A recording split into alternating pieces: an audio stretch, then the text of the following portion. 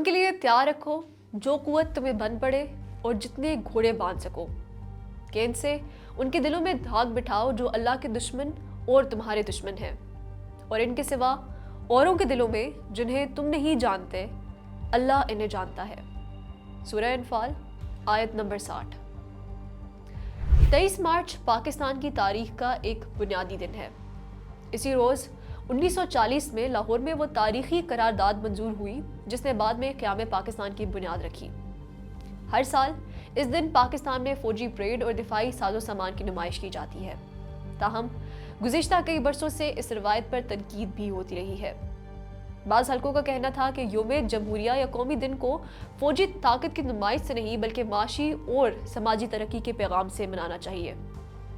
ان کے مطابق موجودہ دور گلوبلائزیشن اور جیو اکنامکس کا دور ہے، جہاں ریاستوں کی طاقت کا اصل پیمانہ معیشت ہے نہ کہ فوجی قوت۔ یہی وہ بیانیہ تھا جو خاص طور پر 9/11 کے بعد عالمی سطح پر پھیلایا گیا۔ اس نظریے کے مطابق دنیا اب جنگوں سے آگے بڑھ چکی ہے، ریاستیں تجارت اور معاشی باہمی انحصار کے ذریعے تنازعات حل کریں گی اور عسکری طاقت کی اہمیت کم ہوتی جائے گی۔ اس سوچ کی جڑیں بین الاقوامی تعلقات کے لبرل نظریے میں ہیں، جس کے مطابق آزاد تجارت، عالمی ادارے اور جمہوری اقدار دنیا کو زیادہ پرامن بنا دیں گے۔ مگر گزشتہ برسوں کے واقعات نے اس تصور کو شدید چیلنج کیا ہے۔ اگر ہم حالیہ عالمی واقعات پر نظر ڈالیں تو محسوس ہوتا ہے کہ بین الاقوامی سیاست میں حقیقت پسندی یعنی ریئلزم کا نظریہ دوبارہ مضبوط ہوتا جا رہا ہے، جس کے مطابق ریاستوں کی بقا کا بنیادی انحصار طاقت، بالخصوص عسکری طاقت پر ہوتا ہے۔ اس تبدیلی کی ایک نمایاں مثال روس اور یوکرین کی جنگ ہے۔ 2022 میں جب روس نے یوکرین پر حملہ کیا تو یہ واقعہ اس خیال کے برعکس تھا کہ یورپ میں بڑی جنگیں ماضی کا حصہ بن چکی ہیں۔ اقتصادی باہمی انحصار کے باوجود جنگ شروع ہوئی اور کئی سال بعد بھی جاری ہے۔ اس جنگ نے یہ حقیقت واضح کر دی کہ عالمی نظام میں طاقت کا عنصر اب بھی بنیادی حیثیت رکھتا ہے۔ مزید اہم بات یہ کہ اس جنگ نے یورپ کی دفاعی پالیسیوں کو بھی بدل کر رکھ دیا۔ جرمنی جیسے ملک نے جو دوسری جنگ عظیم کے بعد عسکری پالیسی میں انتہائی محتاط تھا، اپنے دفاعی بجٹ میں تاریخی اضافہ کیا اور 100 ارب یورو کا خصوصی دفاعی فنڈ قائم کیا۔ اسی طرح نیٹو کے کئی رکن ممالک نے دفاعی اخراجات بڑھانے اور فوجی اتحاد کو مزید مضبوط بنانے کا اعلان کیا۔ اگر واقعی دنیا صرف معاشی طاقت کے اصول پر چل رہی ہوتی تو یورپ میں دوبارہ فوجی اتحادوں اور دفاعی اخراجات میں اضافہ دیکھنے کو نہ ملتا۔ مشرق وسطیٰ میں بھی جاری تنازعات نے لبرل عالمی نظام کے دعووں کو کمزور کیا ہے۔ اسرائیل اور غزہ کے درمیان جاری جنگ اور انسانی بحران نے عالمی اداروں کی محدود طاقت کو نمایاں کر دیا۔ اقوام متحدہ کی قراردادیں، سفارتی دباؤ اور عالمی رائے عامہ کے باوجود زمینی حقائق میں بڑی تبدیلی نہیں آ سکی۔ اس سے یہ سوال پیدا ہوتا ہے کہ اگر عالمی نظام واقعی قانون اور اخلاقی اصولوں پر مبنی ہے تو پھر طاقتور ریاستوں کو روکنا اتنا مشکل کیوں ہے؟ جنوبی ایشیا میں بھی یہی حقیقت واضح ہوتی ہے۔ مئی 2025 میں انڈیا اور پاکستان کے درمیان کشیدگی نے ایک مرتبہ پھر خطے کو جنگ کے دہانے پر پہنچا دیا تھا۔ سرحدی جھڑپیں، میزائل اور ڈرون حملوں کے خدشات اور عالمی سفارتی مداخلت نے یہ واضح کر دیا کہ ایٹمی صلاحیت رکھنے والے ممالک کے درمیان بھی طاقت کا توازن ہی امن کی بنیادی ضمانت بنتا ہے۔ اس بحران نے یہ حقیقت مزید نمایاں کی کہ جنوبی ایشیا میں معاشی تعاون کے بیانیے کے باوجود سلامتی کا سوال اب بھی بنیادی حیثیت رکھتا ہے۔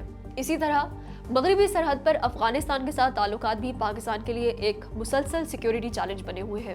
سرحدی جھڑپیں، دہشت گرد گروہوں کی موجودگی اور باہمی بد اعتمادی نے یہ واضح کیا ہے کہ جغرافیہ اور سلامتی کے مسائل صرف اقتصادی منصوبوں سے حل نہیں ہوتے۔ ریاستوں کو اپنی سرحدوں اور داخلی سلامتی کے لیے مؤثر دفاعی نظام برقرار رکھنا پڑتا ہے۔ عالمی تاریخ کا ایک مستقل اصول بھی اس بحث کو تقویت دیتا ہے۔ تاریخ بتاتی ہے کہ وہی ریاستیں اپنی خود مختاری برقرار رکھ پاتی ہیں جن کے پاس مضبوط دفاعی صلاحیت موجود ہو۔ 20ویں صدی میں ورلڈ وار 2 کے بعد جاپان اور جرمنی جیسے ممالک نے اپنی معیشت کو مضبوط بنایا، مگر آج بھی ان کی سلامتی بڑی حد تک امریکہ کے فوجی اتحادوں اور سیکیورٹی ڈھانچے پر منحصر ہے۔ اس مثال سے واضح ہوتا ہے کہ معاشی طاقت اہم ہونے کے باوجود سلامتی کے لیے عسکری توازن ناگزیر رہتا ہے۔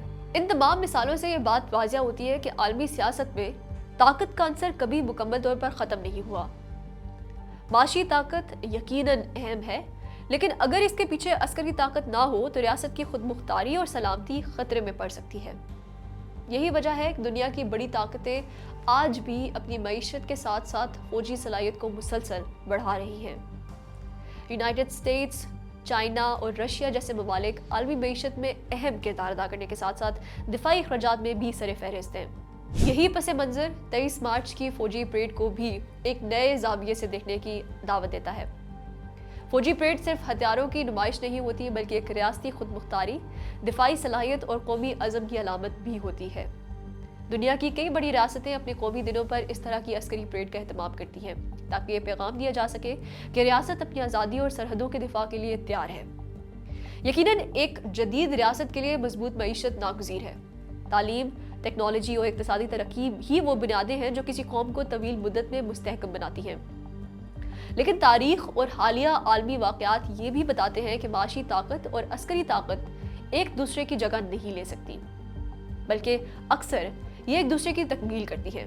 اس لیے بین الاقوامی تعلقات کے ماہرین اکثر کہتے ہیں کہ ریاستوں کی حکمت عملی میں جیو اکنامکس اور جیو پولیٹکس دونوں کا توازن ضروری ہوتا ہے۔ ایک مضبوط معیشت فوج کو وسائل فراہم کرتی ہے اور ایک مضبوط فوج ریاست کی معیشت، خود مختاری اور مستقبل کو محفوظ بناتی ہے۔ لہٰذا 23 مارچ کی فوجی پریڈ کو صرف عسکری نمائش کے طور پر دیکھنے کے بجائے اسے ریاستی بقا اور سلامتی کے وسیع تناظر میں سمجھنا چاہیے۔ حالیہ عالمی واقعات نے یہ حقیقت ایک بار پھر واضح کرتی ہے کہ دنیا ابھی اس مقام تک نہیں پہنچی جہاں طاقت کی سیاست مکمل طور پر ختم ہو جائے۔ جب تک بین الاقوامی نظام میں خود مختار ریاستیں موجود ہیں، طاقت اور توازن طاقت کی سیاست بھی موجود رہے گی۔